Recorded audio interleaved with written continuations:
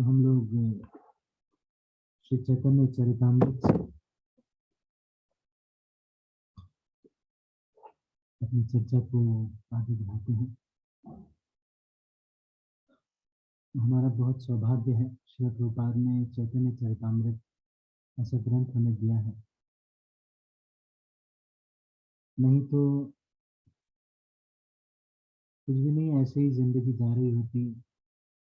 कहीं रोज बस भोजन कर लेना, कोई नौकरी कर लेना, यही कर रहे होते। कौन हमें बताता कि चैतन्य महाप्रभु स्वयं भगवान। श्रील प्रभुपाद का बहुत बड़ा योगदान है, ऐसे योगदान का हमें लाभ उठाना चाहिए। तो हम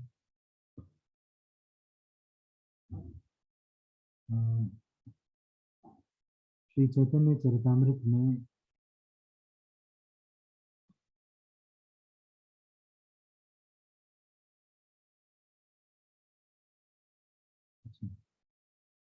इसी अध्याय की चर्चा, 5वें अध्याय की चर्चा कर रहे हैं।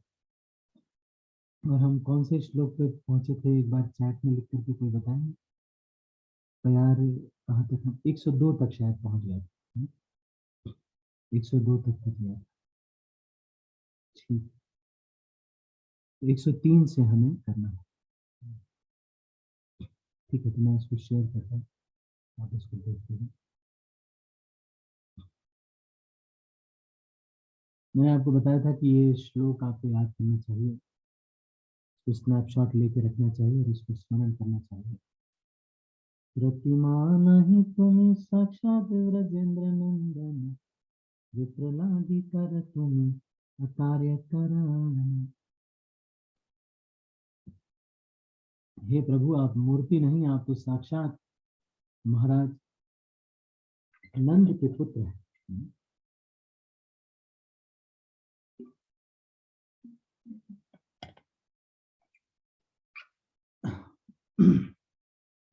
आप उस वृद्ध ब्राह्मण के लिए आप ऐसा कुछ कर सकते हैं जो आपने अभी तक न किया हो। तो ये हमने पढ़ लिया था। अब हम आगे चलते हैं। 130वें आयात पे हम हैं।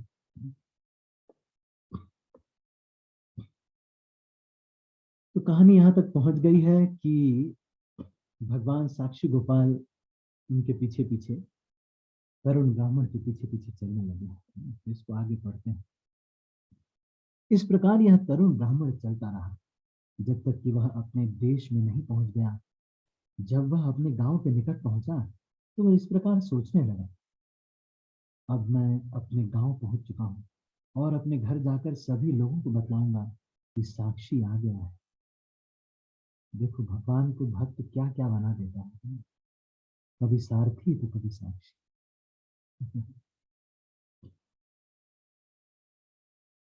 भक्ति कोई करता नहीं ना, देखो भक्ति कोई करता नहीं। भगवान कभी साक्षी बनते हैं, कभी सारथी बनते हैं। अच्छा भक्त मिले तो सही, थोड़ा कुछ छोड़ो तो उनके ऊपर अपने प्रयासों से हमने भगवान को डिस्टर्ब कर दिया। भगवान को कुछ जिम्मेदारी दो तो सही, उनको पापा वाली फीलिंग तो आने दो। पापा वाली फीलिंग नहीं आ रही भगवान को, लगता है कि बेटा खुद ही कर लेगा सब। तो पापा वाली फीलिंग नहीं आती तो भगवान भी सोचते हैं चलो छोड़ो, जो कर ही लेगा लड़का, तो तेज है लड़का हमारा। तो फिर कुछ बात नहीं बनती। लेकिन भगवान अब अपने भक्त के लिए गवाह बन के आ गए, गवाह बन के आए। मैंने एक बार यह कहानी आपको एक बार और सुनाई थी ना, जज साहब वाली। एक बार एक गांव में एक बूढ़ा सा आदमी रहता था। वृंदावन में सब लोग उनको जज साहब कहते थे। साधु थे लेकिन सब लोग साधु नहीं कहते थे, उनको जज साहब कहते। क्यों कहते थे? क्योंकि एक बार साउथ इंडियन थे, साउथ में रहते थे।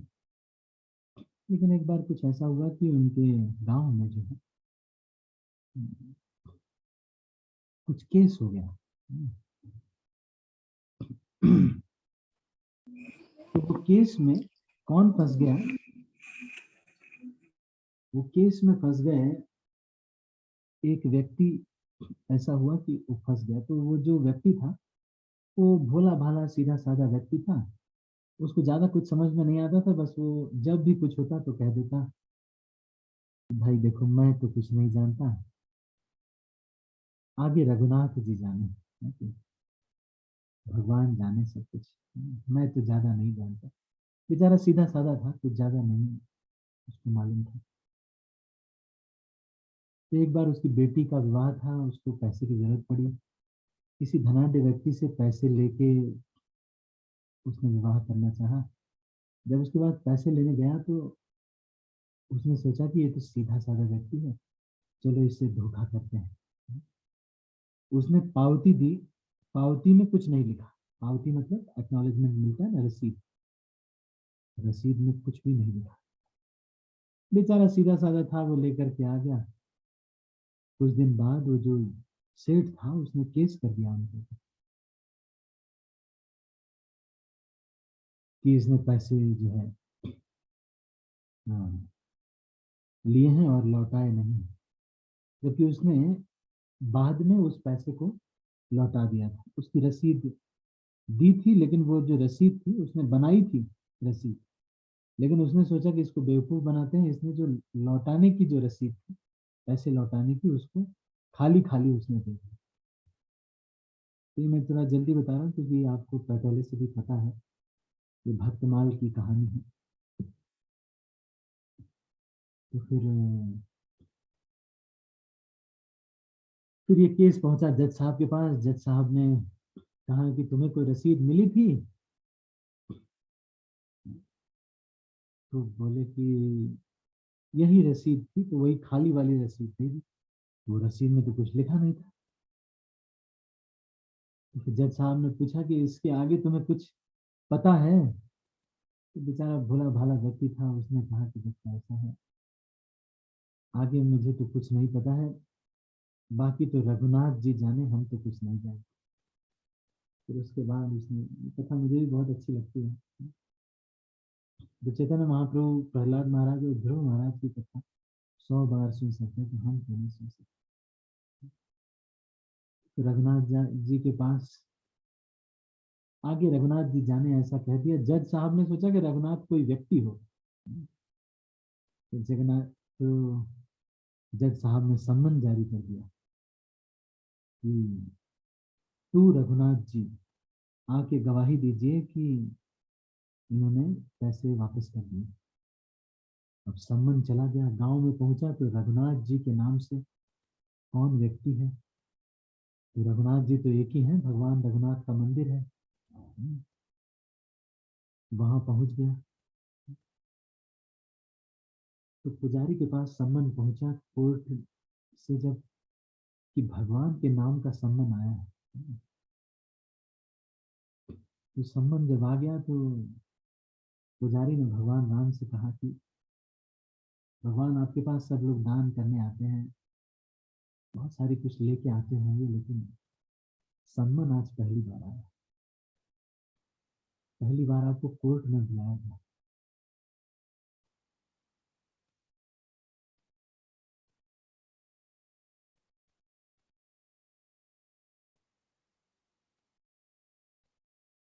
देखिए भगवान कितने महान है, साक्षी बन के वहां पे पहुंच जाते हैं, है ना?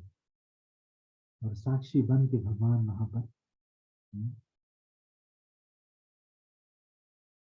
उनका साक्षी देने वहां पहुंचते हैं। तो कोर्ट में जब हाजिरी लगती है, बोला जाता है रघुनाथ हाजिर हो, रघुनाथ हाजिर हो, मुकदमे की सुनवाई होने जा रही है। रघुनाथ, एक बूढ़ा सा व्यक्ति आता है, उससे जज साहब पूछते हैं कि भाई तुम ही रघुनाथ हो? बोलते हाँ मैं रघुनाथ हूँ। हाँ मुझे पता है कि ये जो है इसने पैसे वापस कर दिए हैं, और जो पावती है उसको इसने अपनी अलमारी में रखा है, जो इसने बनाई थी लेकिन इसको दी नहीं। आप अगर इस व्यापारी को यहीं रोक लीजिए, सेठ जी को, और उस व्यक्ति के पास घर पे भेजिए पुलिस वालों को, फिर पुलिस वाले देखेंगे और वो अलमारी खोलेंगे तो वहां पावती मिल जाए। और सच में वो पावती मिल गई। केस सॉल्व हो गया। और लेकिन उसके बाद जब चले गए तो जो जज साहब थे, जज साहब सोचने लगे कि ये तो सीधा साधा आदमी है, ये तो पक्का है कि जब पता किया कि ये कौन व्यक्ति है तो पता चला कि कोई रघुनाथ जी कोई है ही नहीं, ये कहाँ से व्यक्ति आया पता नहीं। वो जज साहब को समझ में आ गया कि ये भोले भाले व्यक्ति को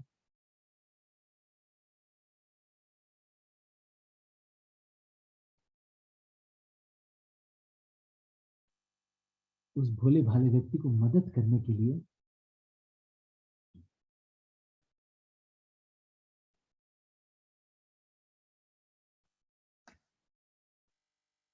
भगवान साक्षी को देने हैं।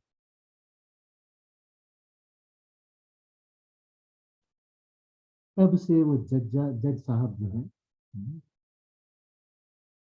उन्होंने छोड़ दिया, जज की नौकरी छोड़ दी और यही सोच रहे थे कि भगवान खुद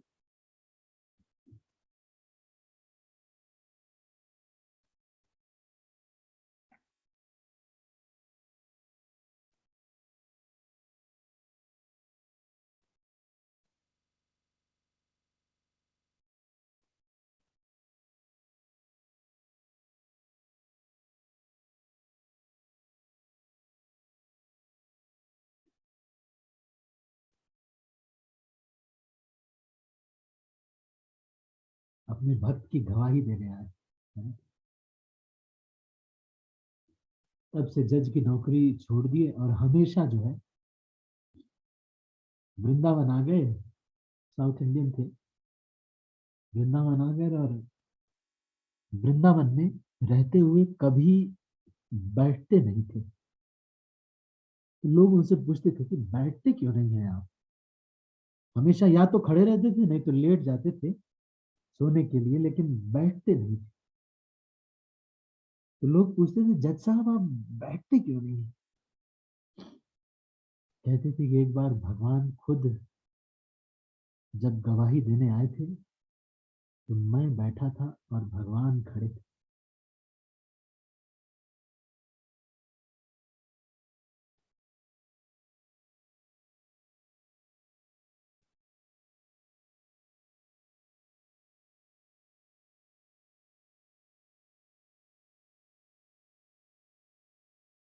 इसलिए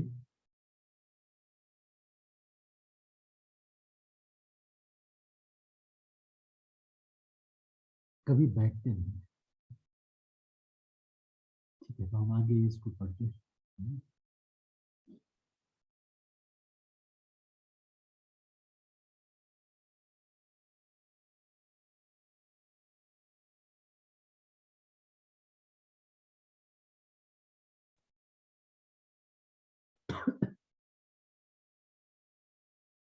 देखो अपने भक्त के लिए साक्षी बन गए हैं। और देखो ये लड़का भी जो है ये नहीं बोल रहा है कि भगवान आए हैं, ये बोल रहा है कि साक्षी आ गया है, चलो चलो सब लोग, साक्षी आ गया है।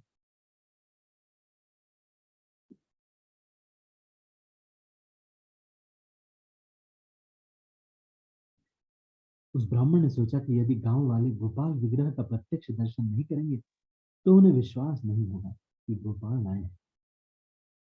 उसने सोचा किंतु यदि गोपाल यहीं पर ही रह जाएंगे तो भी डर की कोई बात नहीं है।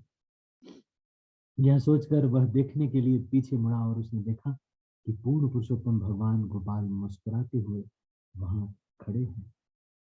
भगवान ने ब्राह्मण से कहा अब तुम घर जा सकते हो, मैं यहीं रुकूंगा और कहीं नहीं जाऊंगा। तब उस ब्राह्मण ने अपने गांव जाकर सबको गोपाल के आगमन की जानकारी दी। यह सुनकर सारे लोग आश्चर्यचकित हो गए। गांव के सारे वासी साक्षी गोपाल को देखने गए और जब उन्होंने सचमुच भगवान को खड़े देखा तो सबने उन्हें सादर दंडवत प्रणाम किया। सोचने वाली बात यह है,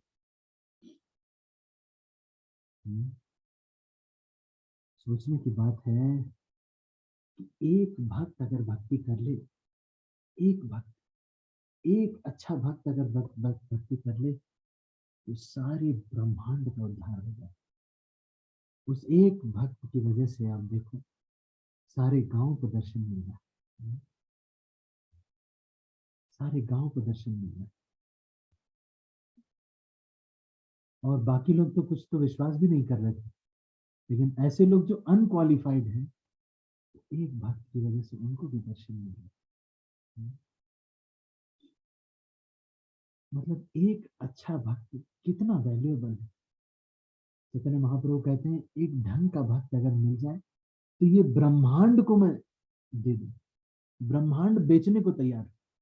पृथ्वी की बात नहीं कह रहे, पूरे ब्रह्मांड की बात कर रहे हैं। मैं पूरा ब्रह्मांड दे सकता हूँ, एक अच्छा सा भक्त मिल जाता कोई। सारे गांव को दर्शन करा दिए। लोग गोपाल की सुंदरता देखकर अत्यधिक प्रसन्न।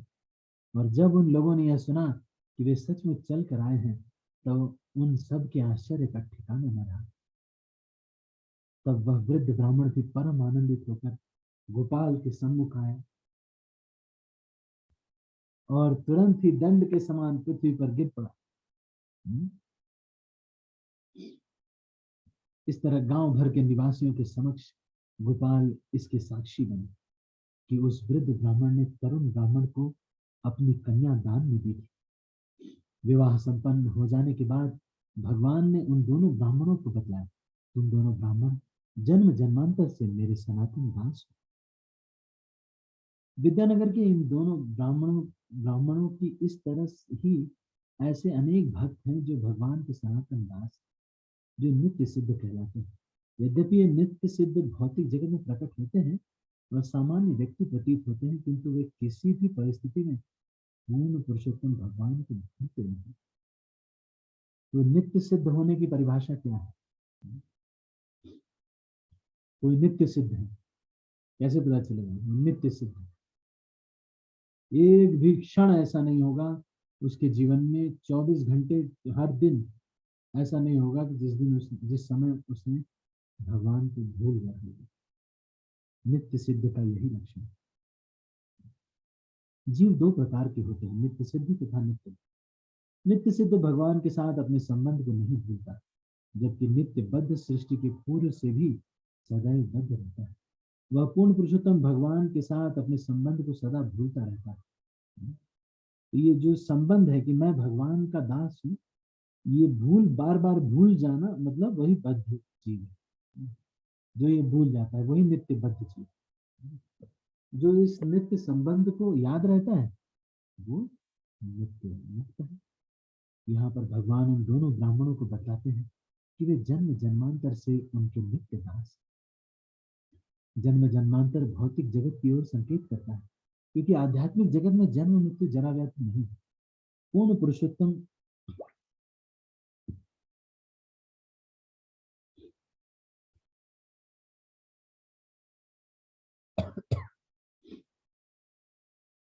पूर्ण पुरुषोत्तम भगवान के आदेश से नित्य सिद्ध इस भौतिक जगत में सामान्य व्यक्ति की तरह रहता है। तो ये भगवान उसको आदेश करते हैं, जीव को भगवान आदेश करते हैं। जैसे श्रील प्रभुपाद जी को भगवान ने आदेश किया। किंतु नित्य सिद्ध का एकमात्र कार्य होता है भगवान की महिमा का प्रचार करना। यह घटना दो सामान्य व्यक्तियों के बीच के वैवाहिक संबंध की सामान्य कहानी से प्रतीत होती है, किंतु कृष्ण ने इन दोनों ब्राह्मणों को अपने सनातन सेवकों के रूप में स्वीकार किया। दोनों ब्राह्मणों ने इस समझौते के लिए भौतिक लोगों की तरह अनेक कष्ट उठाए, फिर भी वे भगवान के सनातन सेवक की तरह कर्म करते हैं। तो ये दोनों जो भक्त हैं, ये कोई सामान्य व्यक्ति नहीं है। मतलब वैष्णवेर क्रिया मुद्रा विज्ञ है। कई बार ऐसा होता है कि दो वैष्णवों में झगड़ा होता है और हम किसी एक का साइड ले लेते हैं, ये ठीक है ये गलत है, ये गलत है ये ठीक है। पता चला दोनों ही नित्य सिद्ध हैं। तो किसका साइड ले?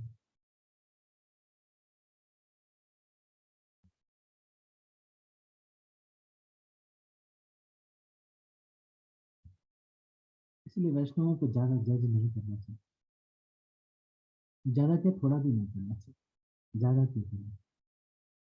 वैष्णवों को जज नहीं करना चाहिए। अगर आपको लगता है कि आपके आध्यात्मिक जीवन पे या भौतिक जीवन पे कहीं कष्ट आ रहा है, तो उसको वरिष्ठ अधिकारियों को बोल देना चाहिए, अगर बहुत ज़्यादा कष्ट है।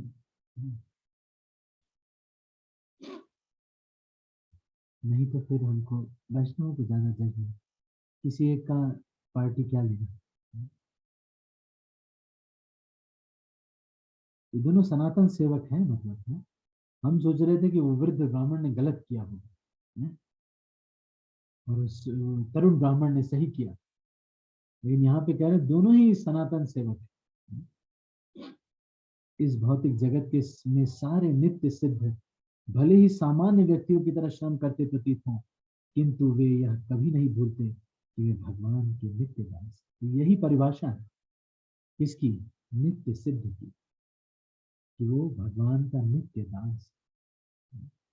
ये वो कभी भूलता नहीं है कि मैं भगवान का दास हूँ, मैं भगवान का दास हूँ, मैं भगवान का नित्य दास हूँ। नित्य दास मतलब हमेशा से दास हूँ, हमेशा से। दूसरी बात, वृद्ध ब्राह्मण कुलीन था और विद्वान तथा संपन्न।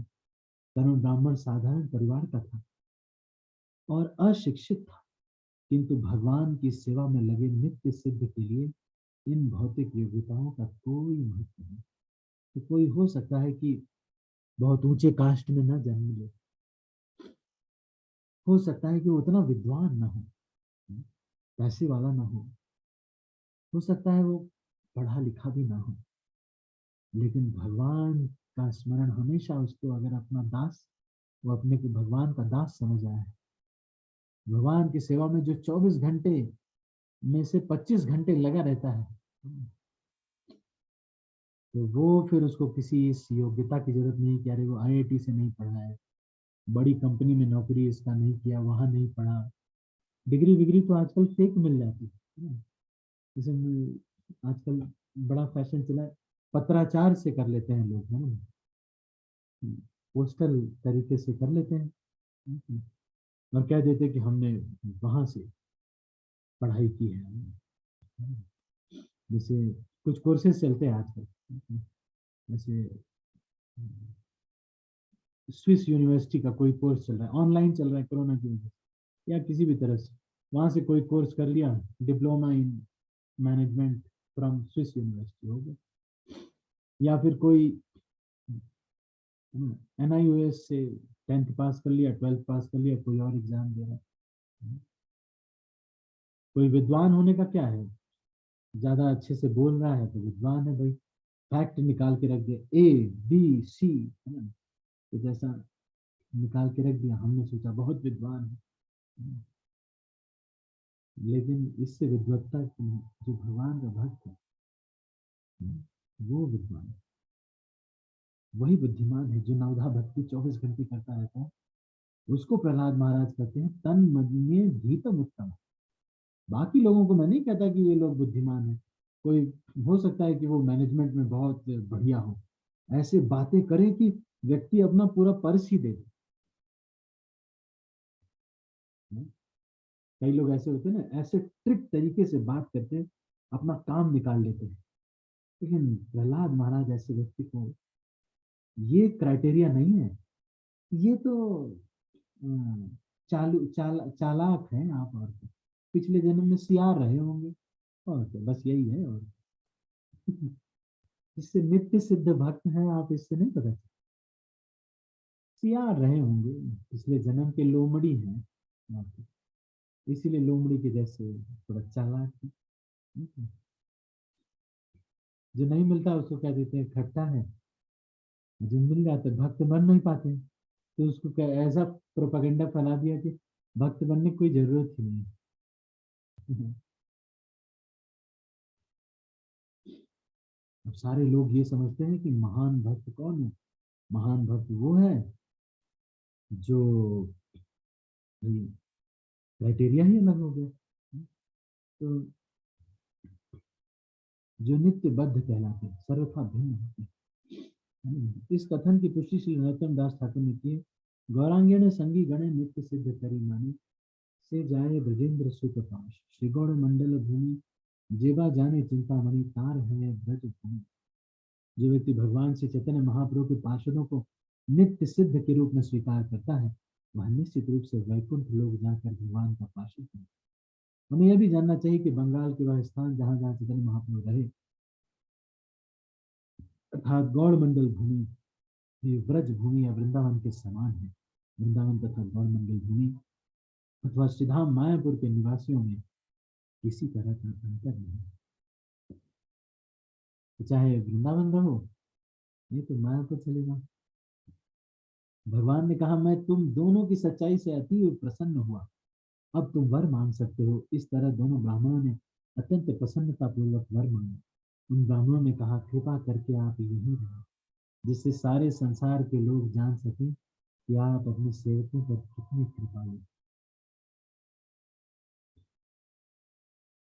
हम जिस चीज की प्रार्थना करते हैं भगवान से, इससे पता चलता है कि हम किस कोष में रहते हैं। जो अन्नमय कोष में रहता है वो सामान मांगता रहता है भगवान से। भगवान, टीवी खराब हो गया है, नया टीवी दिला दो। कार खराब हो गया है, कार दिला दो। अन्नमय कोष मतलब उनको चीजें चाहिए, बस सुख सुविधा, शारीरिक बोध। मनोमय कोष, प्राणमय, विज्ञानमय, आनंदमय कोष। तो मनोमय कोष वाले भी यही इच्छाएं बहुत सारी होती है, वो पूरी हो जाए इसमें रहते हैं। या फिर मैं जीत जाऊं, ये हार जाए, इनको झुका के दिखा दो। भगवान, मैं सही हूं, इनको झुका दो मेरे सामने।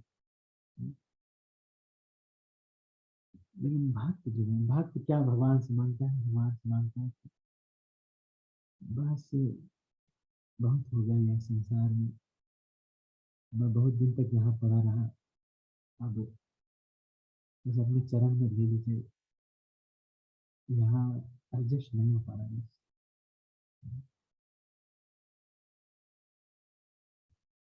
भगवान गोपाल वहीं रहने लगे। देख रहे हैं आप, ये भक्त लोग ये मांग रहे हैं, इससे पता चलता है अगर अगर उस तरुण ब्राह्मण को स्त्री चाहिए होती तो सोचो वो क्या मांगता। वो तो यही सब मांगता कि नई नई स्त्रियां दे दो। अगर उस ब्राह्मण को, जो वृद्ध ब्राह्मण है, उसको कुछ सुख सुविधा या फिर कुछ और चाहिए होता तो वो भी मांग लेता, लेकिन दोनों ने केवल एक ही चीज मांगी। मतलब नित्य सत्य की नई परिभाषा ये है कि वो हमेशा, एक बार दो लोगों में झगड़ा हो गया, एक जगह बहुत बड़ी प्रतियोगिता चल रही थी। हाँ, ध्यान से सुनना आप, है ना, बहुत अच्छा है।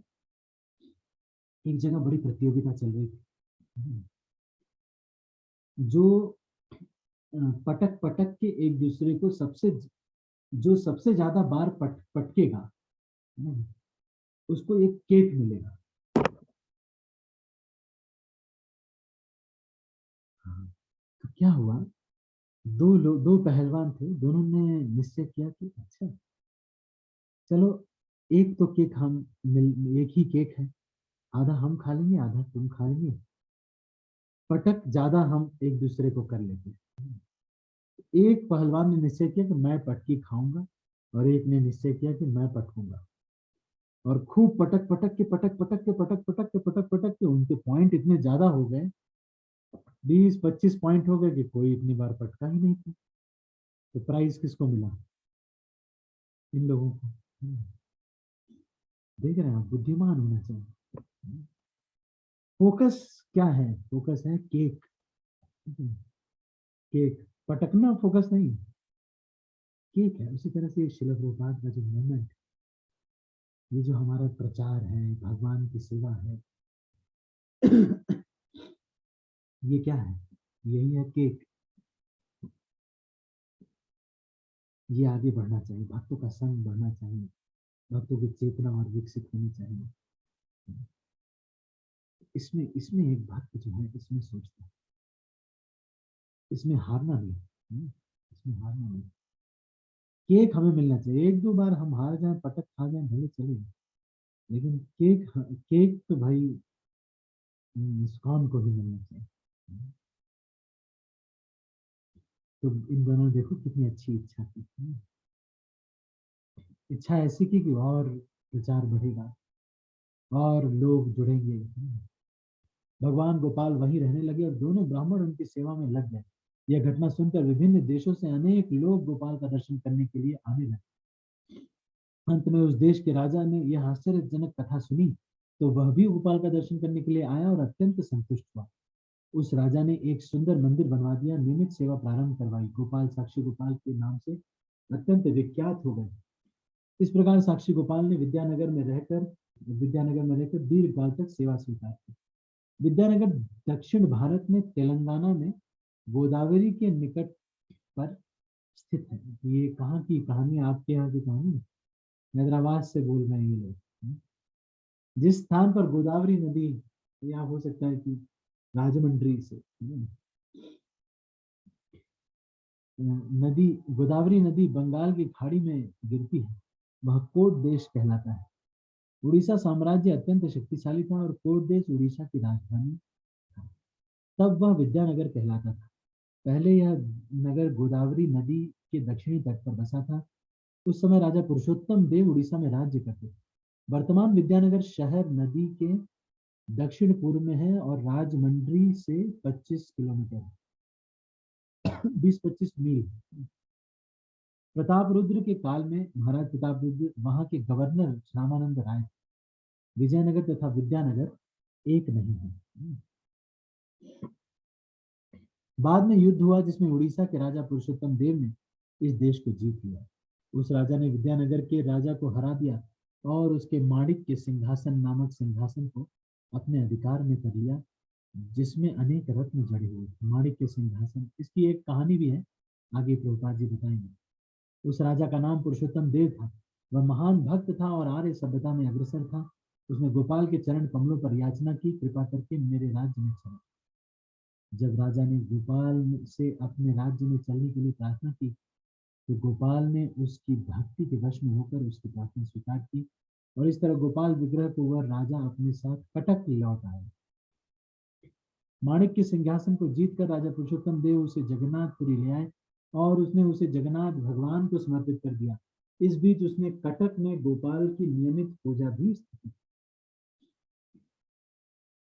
जब गोपाल विग्रह की स्थापना कटक में हो गई, तो पुरुषोत्तम देव की रानी उनका दर्शन करने आई और उसने अत्यंत भक्ति के साथ अनेक प्रकार के आभूषण भेंट किए। अब देखिए, ये ध्यान से सुनने की कहानी है, फिर से आप बिल्कुल ध्यान से सुनिएगा। एक नई कथा शुरू हो रही है। रानी ने अपनी नाक में अति मूल्यवान मोती पहन रखा, जिसे वह गोपाल को भेंट करना चाह रही थी। तब वह इस प्रकार सोचने लगी, यदि विग्रह की नाक में छेद होता तो मैं अपना मोती उन्हें पहना सकती।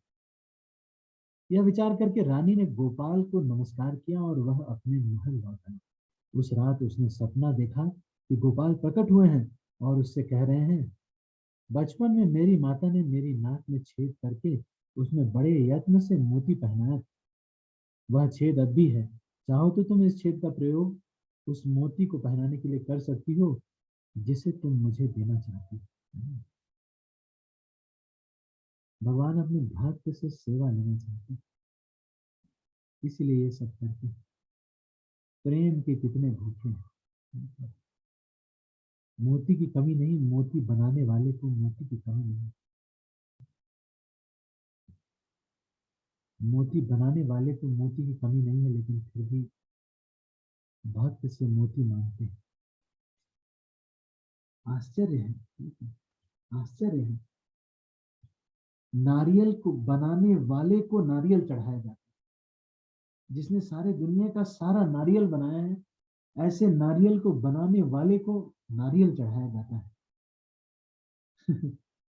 अग्नि को बनाने वाले, लकड़ी को बनाने वाले, चंदन को बनाने वाले को, चंदन के पेड़ को बनाने वाले को, चंदन को बनाने वाले को चंदन चढ़ाया जाता है। और इससे वो प्रसन्न होते हैं, है उन्हीं का। यह सपना देखने के बाद रानी ने अपने राजा पति से इसकी चर्चा की। तब राजा तथा रानी दोनों ही वह मोती लेकर मंदिर में गए। विग्रह की नाक में छेद देखकर उन्होंने वह मोती वहां पहना दिया। और अत्यधिक प्रसन्न होकर उन्होंने विशाल उत्सव का आयोजन किया। तभी से गोपाल कटक नगर में विराजमान है और तभी से वे साक्षी गोपाल नाम से विख्यात। इस तरह से चैतन्य महाप्रभु ने गोपाल की लीलाओं को सुना। इससे वे तथा उनके भक्त अत्यंत संतुष्ट। जब श्री चैतन्य महाप्रभु गोपाल विग्रह के समक्ष बैठे हुए थे तो सारे भक्तों ने उन्हें तथा विग्रह को एक रूप थे। ये सोचने वाली बात है, ये जो साक्षी गोपाल है जिनको भगवान राम ने सीता जी के लिए बनाया, यही वो साक्षी गोपाल है, साक्षात व्रजेंद्र नंदन है। और जब लोग देखते हैं साक्षी गोपाल और चैतन्य महाप्रभु बैठे हुए तो दोनों एक जैसे लगते हैं। यही है, दोनों श्याम सुंदर। इसका मतलब ये है कि जो चैतन्य महाप्रभु है स्वयं भगवान है, साक्षात प्रतिमा नहीं, तुम्हें साक्षात ब्रजेंद्र नंदन, मूर्ति नहीं है, स्वयं ब्रजेंद्र नंदन, स्वयं कृष्ण स्वयं है। फोटो नहीं है, फोटो थोड़ी है, स्वयं कृष्ण है। सारा चीज देख रहे हैं। अच्छा देखो, आज ये यूट्यूब देख रहा है, फोटो में से भगवान देख रहे हैं, यूट्यूब देख रहा है? सनातन प्रभु ने मना किया था ना, यूट्यूब क्यों देख रहे हो? भगवान देख रहे हैं सारा। अब लोग बोलेंगे अरे प्रभु जी मैं घर से सारी फोटो निकाल रहा हूँ पहले तो, और ये भगवान के अल्टर पे पर्दा लगाऊं। यार सारा चीज देख रहे हैं, मैं चोरी वोरी भी करता हूँ। दिल में भी बैठे हुए हैं, है ना? नहीं, ईश्वर सर्वभूतानाम हृदयेषु अर्जुन तिष्ठति। क्या करोगे, दिल निकाल दोगे? सब देख रहे हैं राम जी, सारा रिकॉर्डिंग हो रहा है, पाई पाई का हिसाब होता है। दोनों एक ही वर्ण के तथा एक जैसे विराट शरीर वाले थे। दोनों ने केसरिया वस्त्र पहन रखा था, मतलब दोनों चैतन्य महाप्रभु के जैसे लगे। अच्छा मैंने आपको गलत बताया कि साक्षी गोपाल लग रहे थे। दोनों चैतन्य महाप्रभु सन्यासी लग रहे थे, दोनों साक्षी गोपाल भी। भक्तों ने देखा कि चैतन्य महाप्रभु तथा गोपाल दोनों ही दीप्तिमान तेज से युक्त और दोनों के नेत्र कमल जैसे थे, दोनों ही भाव में मग्न थे और उनके मुख कमल चंद्रमा के सदृश थे।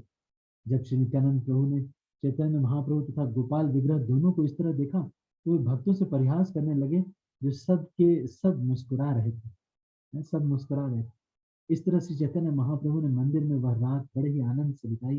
प्रातःकालीन मंगल आरती देखने के बाद उन्होंने अपनी यात्रा आरंभ की। श्री वृंदावन दास ठाकुर ने अपनी पुस्तक चैतन्य भागवत में श्री चैतन्य महाप्रभु द्वारा भुवनेश्वर जाते समय देखे गए स्थानों का विस्तार से वर्णन किया है। वहां से भुवनेश्वर गए। नानदास ठाकुर ने चैतन्य भागवत के अंत्य खंड में श्री चैतन्य महाप्रभु की कटक यात्रा का बहुत सुंदर वर्णन किया है। उस यात्रा में महाप्रभु बलिहस्ता या बाल काटी चटी नामक स्थान गए। तब वे भुवनेश्वर गए जहां शिव मंदिर स्थापित है। भुवनेश्वर का मंदिर बाल काटी चट्टी से लगभग 5-6 मील की दूरी पर। स्कंद पुराण में शिव मंदिर का उल्लेख भगवान के उपवन एवं एक आम्र वृक्ष, एकाम्र वन, है ना, उस भुवनेश्वर को एकाम्र वन भी कहा जाता है, एक आम विषय कथा में हुआ है।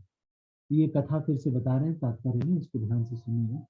काशीराज नामक एक राजा भगवान कृष्ण से युद्ध करना चाह रहा था, अतएव उसने लड़ने की शक्ति प्राप्त करने के लिए उसने शिव जी से की शरण ली। उसकी सेवा से प्रसन्न होकर शिव जी ने कृष्ण से युद्ध करने में उसकी सहायता की।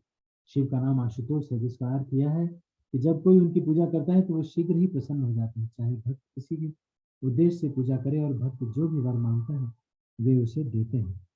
अतएव लोग शिव जी की पूजा करने में अति इच्छुक रहते हैं। इस प्रकार शिव जी ने काशीराज की सहायता की, किंतु युद्ध में न केवल वह पराजित हुआ अपितु मारा भी गया। इस तरह पाशुपत अस्त्र व्यर्थ हुआ और कृष्ण ने काशी नगरी में आग लगा दी। सोचो, बाद में शिव जी को अपनी भूल का आभास हुआ और उन्होंने काशीराज की सहायता क्यों की, उन्होंने काशीराज की सहायता की जाते उन्होंने कृष्ण से क्षमा मांगी। उन्हें वरदान स्वरूप कृष्ण के एकाम्र कानन नामक स्थान प्राप्त हुआ। बाद में केशरी वंश के राजाओं ने यहाँ अपनी राजधानी स्थापित की और कई सौ वर्षों तक राज्य किया। तो ये एकाम्र कानन, ये भुवनेश्वर, ये स्थान है। तो श्री चैतन्य महाप्रभु कमलपुर पहुंचे तो उन्होंने भारगी नदी में स्नान किया। स्नानार्थ जाते समय वे अपना संन्यास दंड नित्यानंद प्रभु को देते गए। चैतन्य भागवत में कहा गया है कि श्री भुवनेश्वर पहुंचकर श्री चैतन्य महाप्रभु ने गुप्त काशी नामक शिव मंदिर का दर्शन किया।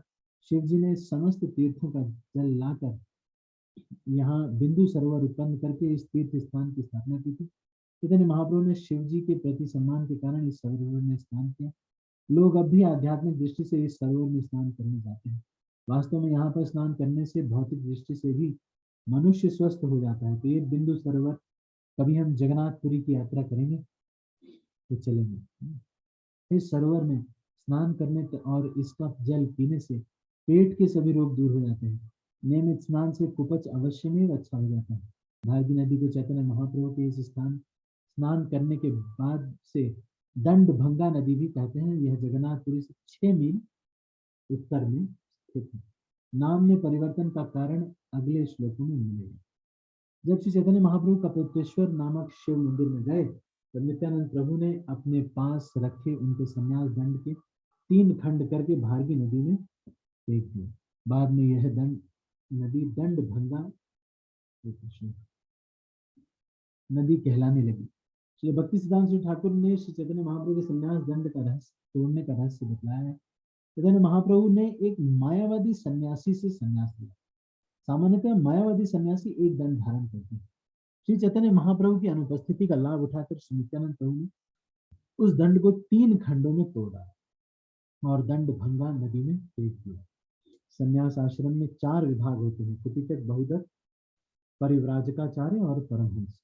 सन्यासी केवल कुटीचक तथा बहुदक अवस्थाओं में ही दंड धारण कर सकता है, किंतु जब वह भ्रमण करते तथा भक्ति का प्रचार करते हुए हंस या परमहंस अवस्था को प्राप्त करता है तो उसे संन्यास दंड का परित्याग कर देना होता है। मतलब परिव्राजकाचार्य और परमहंस।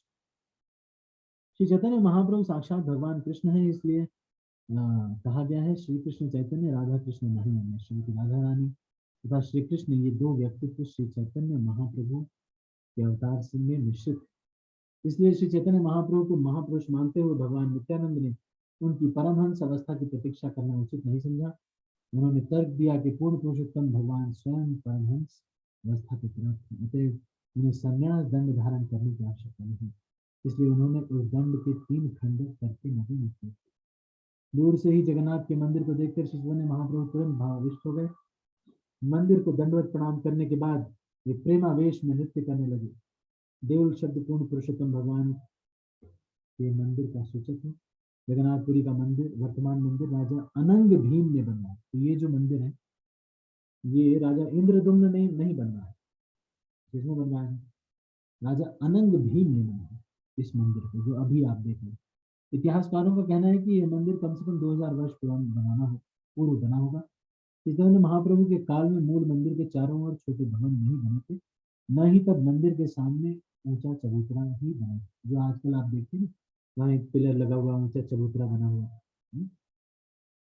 चैतन्य महाप्रभु के साथ साथ सारे भक्त भी भावाविष्ट हो गए और इस तरह भगवत प्रेम में मग्न होकर वे मुख्य मार्ग पर जाते हुए नाचने तथा गाने लगे। चैतन्य महाप्रभु हंसते, रोदन करते, नाचते भाव में आकर पुकार कर रहे थे। यद्यपि मंदिर केवल 6 मील दूरी पर था, किंतु उन्हें यह दूरी हजारों मील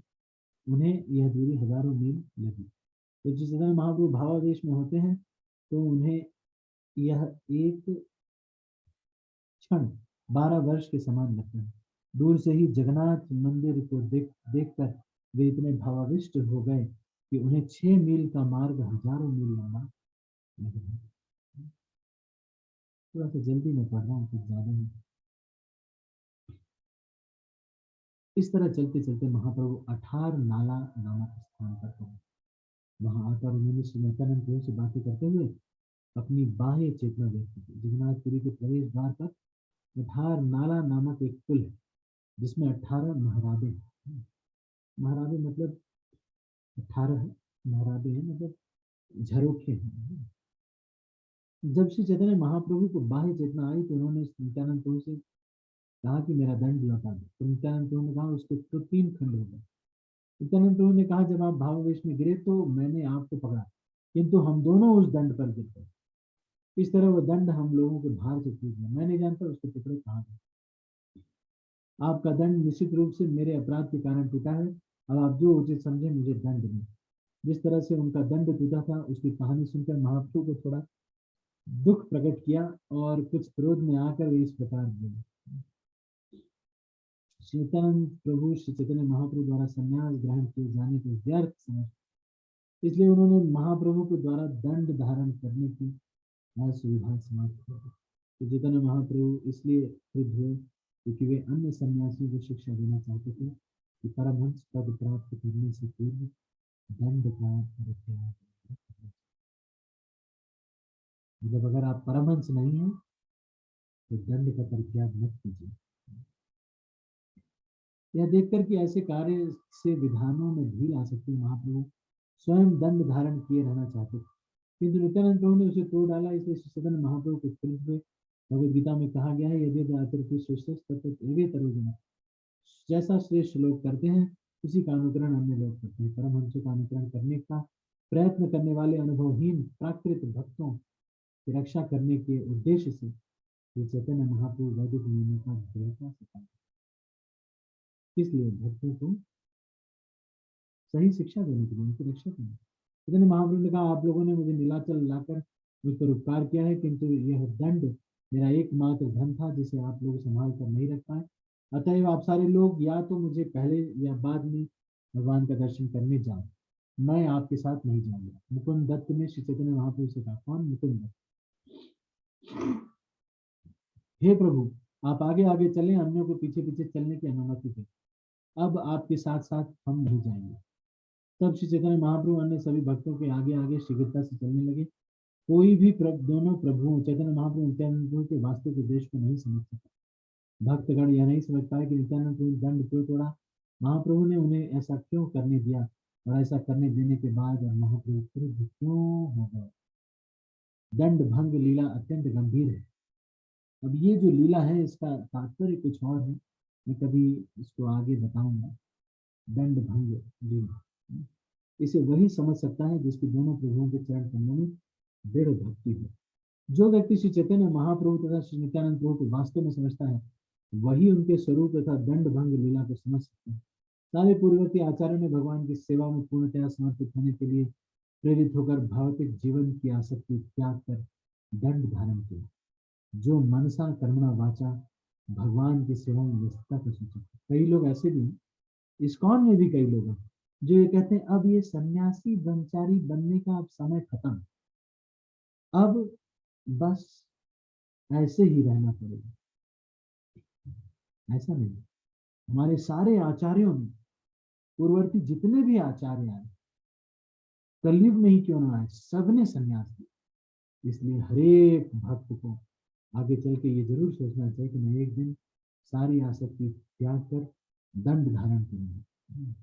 हमारे ब्रह्मचारी आश्रम में कभी कभी भक्तों को जब हरिनाम वाला डंडा मिलता है ना, वो हरिनाम लिखा होता है, तो कहते हैं कि, या फिर कोई महाराज का दंड पकड़ने को मिल जाता है तो फिर फोटो खींचते हैं, तो ऐसे वो सन्यासी के जैसे कैसे लगेंगे। तो चैतन्य महाप्रभु ने सन्यास आश्रम के विधानों का स्वीकार किया, तो ये बिल्कुल स्पष्ट है, किंतु परमहंस अवस्था में दंड धारण करने की आवश्यकता नहीं रहता। और चैतन्य महाप्रभु निश्चित रूप से परमहंस थे, किंतु यह दिखलाने के लिए कि हरेक को जीवन के अंतिम काल में भगवान की सेवा में पूर्ण रूपेण लगने के लिए संन्यास ग्रहण करना चाहिए। किसको? हरेक को।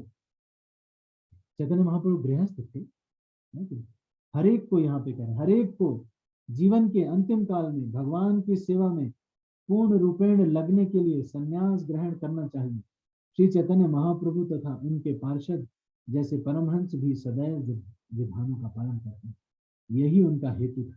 महाप्रभु के नित्य सेवक नित्यानंद प्रभु का विश्वास था कि श्री चैतन्य महाप्रभु को दंड धारण करने की कोई आवश्यकता नहीं है।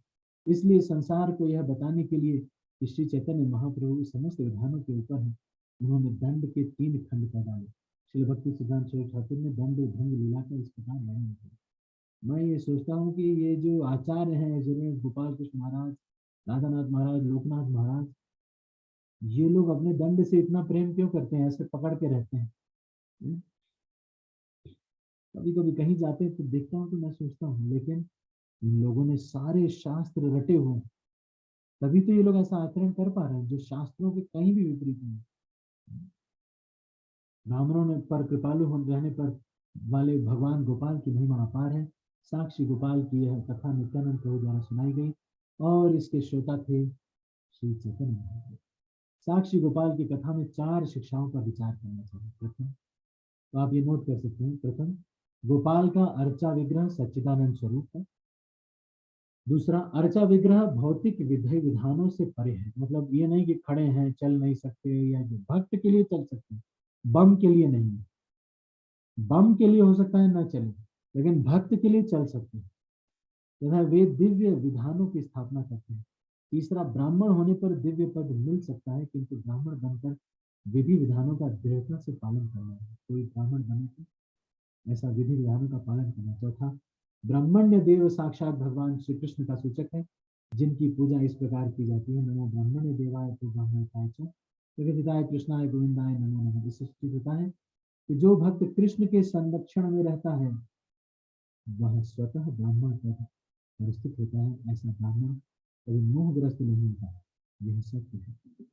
जो व्यक्ति श्रद्धा तथा प्रेम पूर्वक गोपाल के इस आख्यान को सुनता है, उसे शीघ्र ही गोपाल के चरण कमल प्राप्त होते हैं। रघुनाथ पद जार आशा, सतनु चरितामृत कहानी कृष्णदास। रूप और श्री रघुनाथ के चरण कमलों की वंदना करते हुए तथा उनकी कृपा की सदैव कामना करते हुए मैं कृष्णदास उनके चरण चिन्हों पर चलते हुए श्री चैतन्य चरितामृत का वर्णन कर रहा हूँ। इस प्रकार श्री चैतन्य चरितामृत मध्य लीला के 5वें अध्याय का, जिसमें साक्षी गोपाल के कार्यकलापों का वर्णन है, भक्ति विधान तात्पर्य समझ आने लगी। आज हम प्रश्नोत्तर या फिर कुछ नहीं करेंगे, हम इसको अभी यहीं पर